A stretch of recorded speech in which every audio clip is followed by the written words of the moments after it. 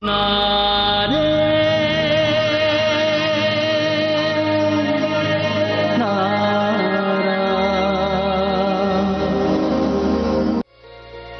ஐயா. தீர்க்க சுமங்கலியா இருமா. சின்ன மருமகளே, எங்கேயாவது வெளியில போயிருந்தியா? ஆமா, அது வா, இங்க வந்து உட்காரு. நாளைக்கு நாம பண்ண போற பூஜையை பத்தி பேசிட்டு இருக்கோம். இந்த விதிமுறைகள் எல்லாம் பின்பற்றணும் சின்ன மருமகளே. அப்பதான் உன்னை புரோகிதர் மனைவின்னு முறைப்படி ஏத்துப்பா. இதுக்கப்புறமும் நீ புதுமணம் பொண்ணா வளம் வந்துகிட்டு இருக்க முடியாதுமா. அனுஷ்டானங்களை முறையா பண்ணி கோயிலுக்கு போய் நீ உன்னுடைய பொறுப்பை ஏத்துக்கணும். அதுக்கப்புறம் சயன பூஜை பண்ணணும். சயன பூஜையா? அப்படின்னா என்ன அது?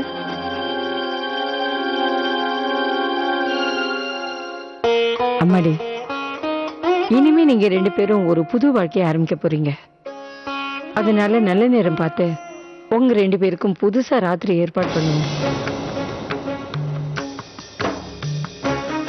அதுக்கப்புறம் காலையில எழுந்திருச்சு நீ கோயிலுக்கு வந்து உன்னோட முதல் பூஜை ஆரம்பிக்கணும். அது மட்டும் இல்ல, நாளைக்கு காலையில இருந்து பூஜை முடிகிற வரைக்கும் பச்சை தண்ணி கூட குடிக்காம விரதம் இருக்கணும். ஒரு நாள் பூரா தண்ணி குடிக்காம இருக்கணுமா? பூஜை முடிஞ்சதுக்கு அப்புறம் குடிக்கலாம். வணக்கம் ஐயா. நல்லா இருப்பா. இப்ப பண்டிட் நாளைக்கு செய்ய வேண்டிய முறை எல்லாத்தையும் சொல்லிட்டாரு. தேவா, சாஸ்திரிக்கு போன் பண்ணி நாளை காலையில பூஜை இருக்குன்னு சொல்லு. சரிம்மா. பாட்டிமா, நான் போகவா? சரிம்மா, போயிட்டு வா.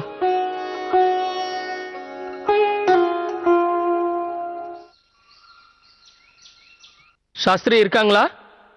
யாரது? உள்ள வாங்க. உங்களுக்கு போன் வந்திருக்கான், மேனேஜர் சொல்ல சொன்னாரு. இதோ வரேன். நீ உட்காருப்பா. இங்க யாரு உனக்கு போன் பண்ண போறா? ஏதாவது தப்பா வந்து சொல்லிட்டு போவான். ராதிகாவை போய் பார்க்க சொல்லலாம். ஏய் திருடி, போய் பாரு.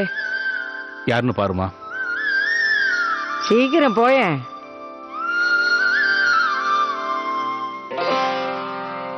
போன் வந்திருக்குன்னு சொன்னாங்க. ஹலோ.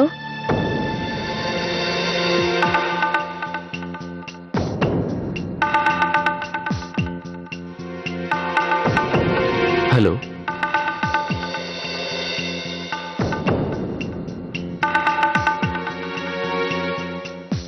நீங்களா? நீங்க எப்படி இருக்கீங்க? சாஸ்திரி கிட்ட நான் பேசணும்.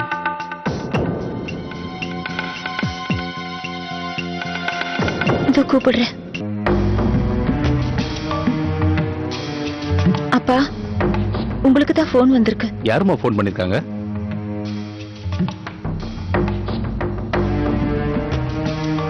விஷாக்கா வீட்டுக்காரர். யாரு? நம்ம மாப்பிள்ளையா போன் பண்ணிருக்காரு.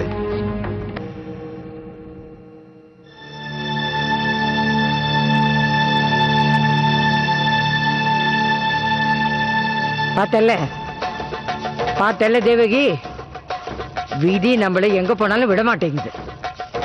இதுக்குதான் சொன்னேன், இதுக்குதான் முதல்ல சொன்னேன், இந்த சனியனை இங்க வச்சிருக்க வேண்டாம், ஊருக்கு அனுப்புன்னு. தேவையில்லாம இங்க வச்சுக்கிட்டு நம்ம தலையில நாமே நெருப்பள்ளி கொட்டிக்கிறோம். இந்த சனியங்கிட்டேந்து என் பேத்தி அந்த கடவுள் தான் காப்பாத்தணும். ராதே ராதே.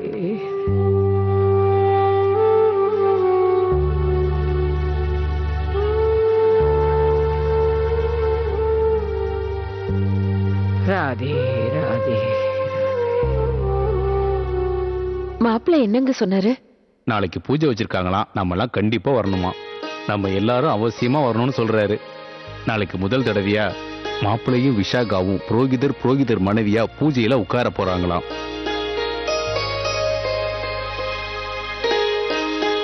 என்னாச்சுங்க? இன்னைக்கு என்ன ரொம்ப கவலையா இருக்கீங்க? விஷாகா விவகாரத்தை நினைச்சாதான் எனக்கு ரொம்ப கவலையா இருக்கு தேவகி. நாளைக்கு நடக்க போறது எவ்வளவு பெரிய விஷயம். தேவா மாப்பிள்ளையும் விஷாகாவும் முறைப்படி உட்கார்ந்து புரோகிதர் மனைவியா மாறி பூஜை பண்ண போறாங்க. விஷாகாவுக்கு அந்த அளவுக்கு பொறுப்பு இருக்கான்னு எனக்கு தெரியலம்மா. நாளைக்கு முகூர்த்தம் நடக்கும் போது அந்த நேரத்துல அவ ஏதாவது பிரச்சனை பண்ணானா? என்னடா நீ, அவ எல்லாத்துக்குமே பழகிக்கிறவ தான். அவ படபடப்பா பேசுறா, அதுக்காக நீ பயப்படுற. கவலைய விடு, அந்த கடவுள் எல்லாத்தையும் பாத்துக்குவான். நானும் அந்த கடவுளை தாமா பலமா நம்பி இருக்கேன். இவ்வளவு வசதியான கௌரவமான பெரிய குடும்பத்துல போயும் கூட நம்ம பொண்ணு சந்தோஷமா இல்லையே. அதை நினைக்கும் போதுதான் எனக்கு உண்மையிலேயே ரொம்ப கவலையா இருக்குமா.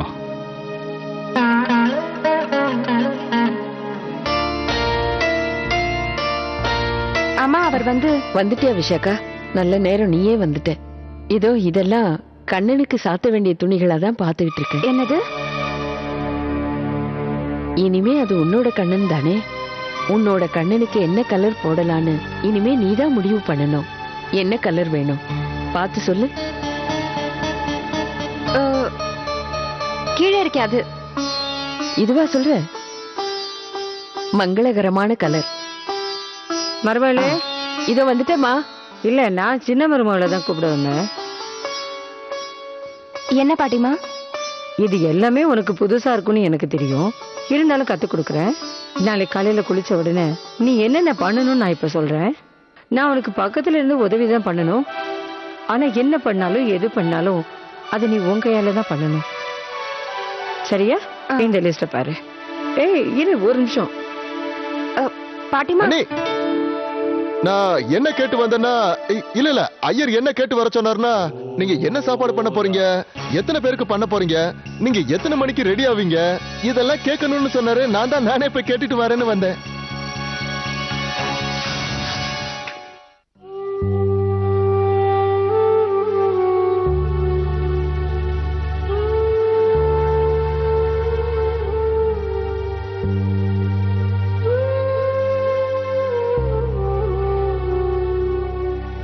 நான் உன்கிட்ட ஒன்னு கேட்கணும்னு ஆசைப்படுறேன் கண்ணா. நீதான் என் ஆசையை நிறைவேற்றி வைக்கணும். நான் உனக்கு தினமும் தீபம் ஏத்துறேன். ஆனா இன்னைக்கு ஏத்தின தீபத்துக்கு ஒரு விசேஷம் இருக்கு.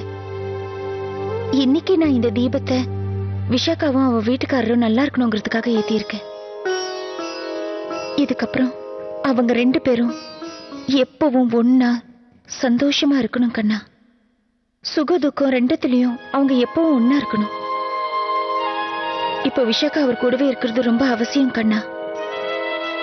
அந்த குடும்பத்துக்கு இப்போ இவளோட ஆறுதல் தேவை கண்ணா. ஆனா அது அவளுக்கு புரியல. அவங்க வருத்தத்துல இருக்கும்போது இவதானே அவங்க கிட்ட அன்பாவும் ஆறுதலாவும் இருக்கணும். அந்த பொறுப்பை அவ முழுசா உணரும்படி நீதான் செய்யணும் கண்ணா. எனக்கு இந்த உதவி மட்டும் செய். எத்தனை மணிக்குன்னு சொல்லுங்க. நீ சொல்லுங்க ப்ளீஸ். சொல்ல முடியாது என்னால.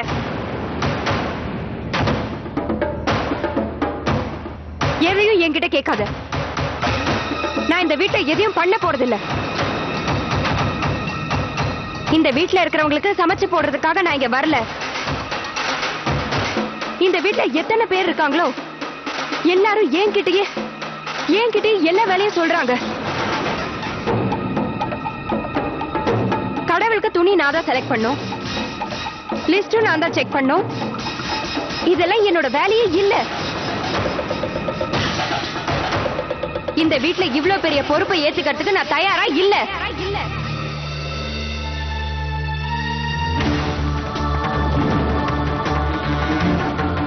கேட்டா இந்த வீட்டுல எல்லாமே சின்ன மருமக தான் பண்ணணுமா?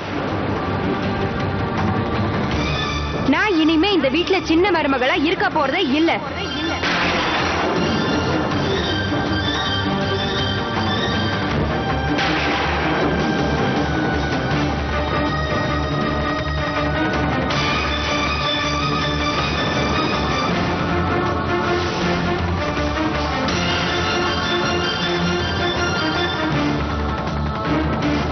கேட்டா இந்த வீட்டுல எல்லாமே சின்ன மருமக தான் பண்ணணுமா? நான் இனிமே இந்த வீட்டுல சின்ன மருமகளா இருக்க போறதே இல்ல. எல்லாரும் ஏன் என் ஒருத்திக்கிட்டே எல்லா வேலையும் கொடுத்து ஏன் இப்படி டென்ஷன் பண்றீங்க?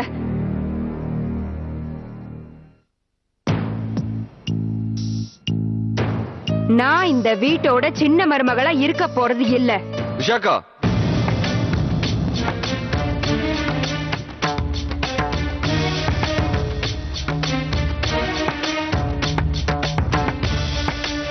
என்ன பேசுற நீ?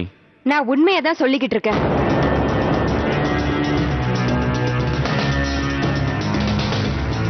என்னால இதுக்கு மேல இங்க இருக்க முடியாது.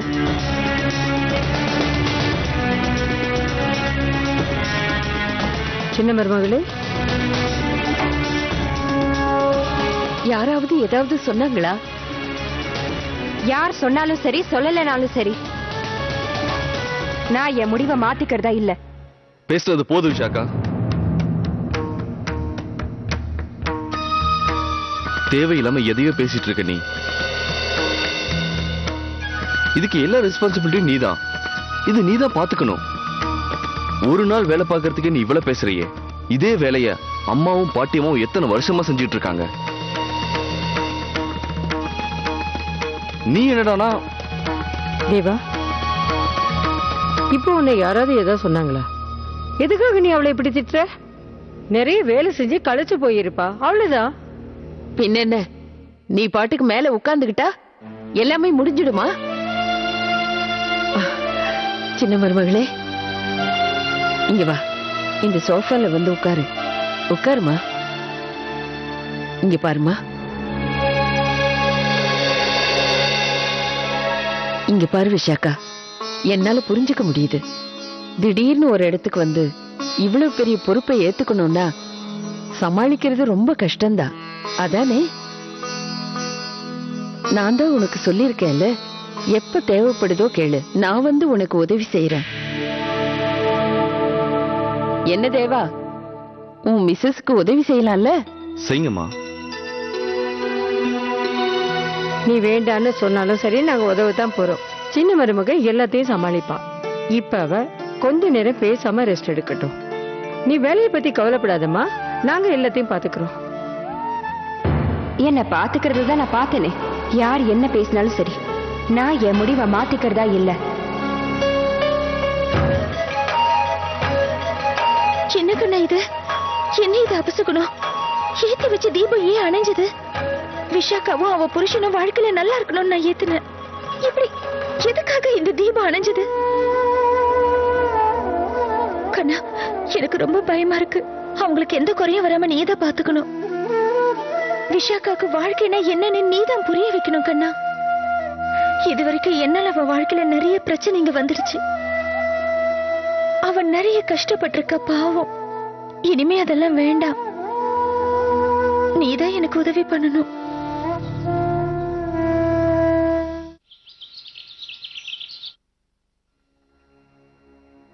இது பாருமா, நீ கொஞ்ச நேரம் யார்கிட்டயும் பேசாம ஓய்விடு. அப்படியே உனக்கு தூக்கம் வரலைன்னா கூட கண்ணு மூடிட்டு ஓய்விடு. அப்போ உனக்கு சரியா இருக்கும். பூஜைக்கு இன்னும் நிறைய நேரம் இருக்கு. எப்ப நீ அந்த இடத்துக்கு வரணுமோ அப்ப நான் உன்னை கூப்பிடுறேன். சரியா?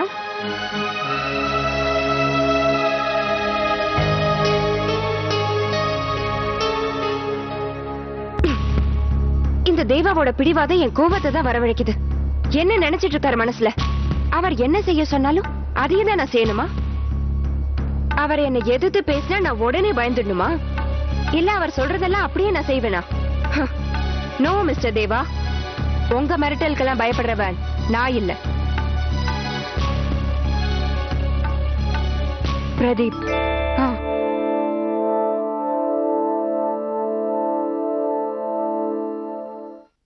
கமான் பிரதீப், சீக்கிரமா போன் எடு.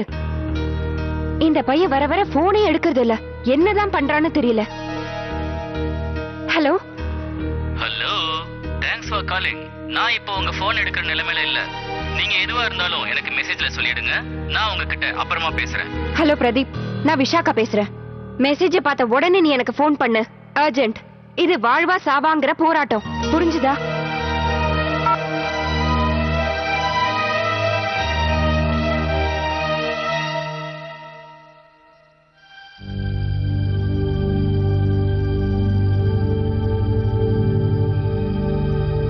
போ, சீக்கிரம் போ. அம்மா, விஷாக்கா பேசுறது பார்த்தா எங்க உண்மையா அவளால முடியலையோன்னு எனக்கு ரொம்ப கவலையா இருக்குமா. அவ இந்த அளவுக்கு பேசுறான்னா உண்மையில ஏதோ விஷயம் இருக்கும் இல்ல? வைஷாலி, நீ எதுக்கு தேவையில்லாம கவலைப்படுற? முதல் தடவை எல்லாம் செய்யறால, அதனால அப்படி பேசியிருப்பா. நீ எதுக்கும் கவலைப்படாத. கடவுள் மேல பாரத்தை போடு, எல்லாம் சரியா முடியும். ஏய் வாசு, பாட்டிமா கொஞ்சம் இரு, நான் வரேன். நீ போய் அந்த ரூம்ல பாரு, அங்க ஏதாவது வேலை இருக்கான்னு. இது பாரு வாசு, இந்த துணிமணிலாம் எடுத்துட்டு போய் தர்மசாலால இருக்கிற சம்பந்திட்ட கொடுத்துட்டு வா. ஏன்னா நாளைக்கு பூஜை நடக்கும்போது தேவாவும் விஷாகாவும் புது ட்ரெஸ் போடுவாங்கல்ல, அந்த ட்ரெஸ் சாஸ்திரி வீட்டுல இருந்து தான் முறைப்படி வரணும். சாஸ்திரி கிட்ட கொடுத்து சொல்லிடு, நாளைக்கு இதை கொண்டு வந்து தேவா கிட்ட கொடுங்கன்னு. சரி. ஒரு நிமிஷம், கொஞ்சம் பார்த்து அவங்க கிட்ட பேசு. நாம வாங்கி கொடுக்கறோமேன்னு அவங்க நம்மளை பத்தி தப்பா நினைக்க கூடாதுல்ல. நாம அவங்கள திடீர்னு தானே டெல்லிக்கு கூப்பிட்டோம். வரும்போது அவங்களுக்கு தெரியாதுல்ல இவ்வளவு நாள் இருப்பாங்கன்னு. அவங்க தயாரா வந்திருக்க மாட்டாங்கல்ல. சரி பாட்டிமா, நீங்க என்ன சொல்ல வரீங்கன்னு எனக்கு புரியுது. கவலைப்படாதீங்க பாட்டிமா. சரி. அப்புறம் இந்த விஷயத்த அவங்க கிட்ட கண்டிப்பா சொல்லிடு. இந்த தடவை அவங்க வரும்போது கண்டிப்பா ராதிகாவை கூட்டு வரணும். என்ன ராதிகா இங்கயா? ஆமாப்பா, சின்ன பெருமுள்ளோட சகோதரி இல்ல. இது வரைக்கும் அவ வீட்டுக்கே வரல. இப்போ பூஜைக்காவது அவ நிச்சயம் வரணும்ல. என்ன யோசிக்கிற? எல்லாத்தையும் எடுத்துட்டு போ, சீக்கிரமா கொடுத்துட்டு வா. சரி. எதையா யோசிச்சுட்டே நில்லுடா.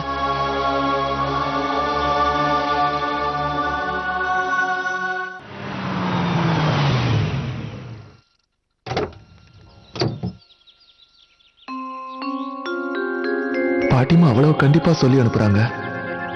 ராதிகாவை எப்படி வர சொல்றது? என்ன பண்றது?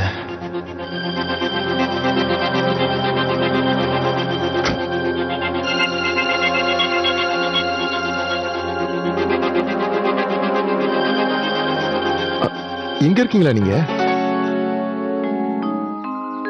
வாசு, பாட்டிமா தான் அனுப்புனாங்க இதெல்லாம் கொடுத்துட்டு வர சொல்லி. உங்க அப்பாட்ட கொடுக்கணும். நாளைக்கு நடக்கிற பூஜைக்கு எல்லாரும் கண்டிப்பா வரணும்னு சொல்ல சொன்னாங்க. எல்லாருமா? அடடே வாசு, அப்பா வணக்கம்ப்பா. நல்லா இரு, நல்லா இரு. எப்ப வந்த நீ? ஏன் வெளியே நிக்கிற? உள்ள வர வேண்டியதானே? இல்ல பரவாயில்ல, நான் இங்கே இருக்கப்பா. நான் இப்ப இந்த துணியை கொடுத்துட்டு போகலான்னு வந்தேன். இப்ப எதுக்கு? நாளைக்கு நம்ம வீட்டுல பூஜை இல்ல, தேவாவும் அண்ணியும் புது ட்ரெஸ் போடணும்ல. உங்க சார்பில் வாங்கியிருக்காங்க. அது மட்டும் இல்லாம பாட்டிமாவுக்கு இந்த புடவை ரொம்ப பிடிச்சிருக்கா. நாளைக்கு இதை கட்டினா ரொம்ப சந்தோஷப்படுவாங்க. அதனால தான் இதை கொடுத்து நாளைக்கு நீங்க வரும்போது கொண்டு வந்து கொடுக்க சொல்லி சொன்னாங்க. அம்மா முறைப்படி எதை செய்யணுமோ அதைத்தான் செஞ்சிருக்காங்க. ஆனா நான் இப்பதான் போய் விஷாகாவுக்காக இந்த புடவைய வாங்கிட்டு வந்தேன். ஏய் சேஷு, நீ வாங்கிட்டு வந்த புடவையை பாரு, இந்த புடவையை பாரு, அவங்க வாங்கி கொடுத்துருக்கிற புடவையை பாரு. இப்ப என்னோட பேத்தி பெரிய இடத்து மருமக. நீ வாங்கிட்டு வர புடவையை கட்டிட்டாங்க உக்காந்தா அது அவ்வளவு நல்லாவா இருக்கும்? இல்லம்மா, நான் நம்ம முறைப்படி வாங்கிட்டு வந்துட்டேன். இப்போ அவங்க அனுப்புனதை வாங்கிக்கணும்னா அவங்க ஆசைப்பட்டு தானே புடவை அனுப்பியிருக்காங்க. சரி விடு, நாம வாங்கினதா அப்புறம் கொடுத்துக்குவோம். அவங்க வாங்கி கொடுத்தா என்ன, நாம வாங்கி கொடுத்தா என்ன? சரி, நீங்களே அப்படி சொல்லும்போது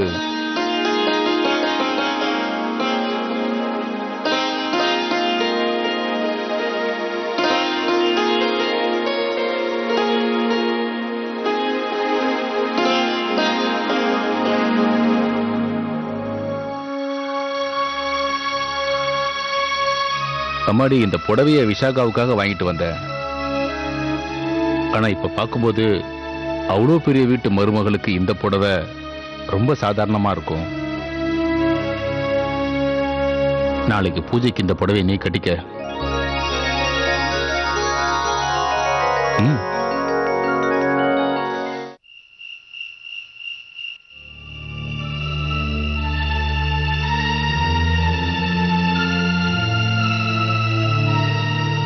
விஷாக்கா,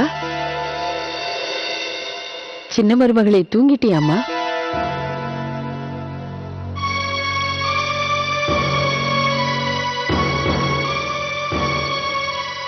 இப்ப எப்படி இருக்குமா உனக்கு? கொஞ்சம் பரவாயில்ல. கொஞ்ச நேரம் ஓய்வெடுத்த இல்ல?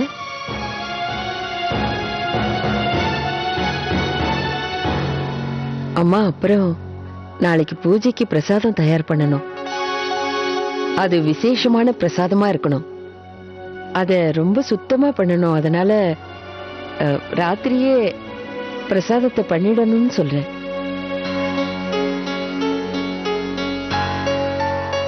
இது பாரு, நானும் பாட்டிமாவும் ராத்திரி பூரா உன் கூட தான் இருப்போம். ஆனா ஒண்ணு, பிரசாதத்தை உன் கையால மட்டும்தான் பண்ணணும்.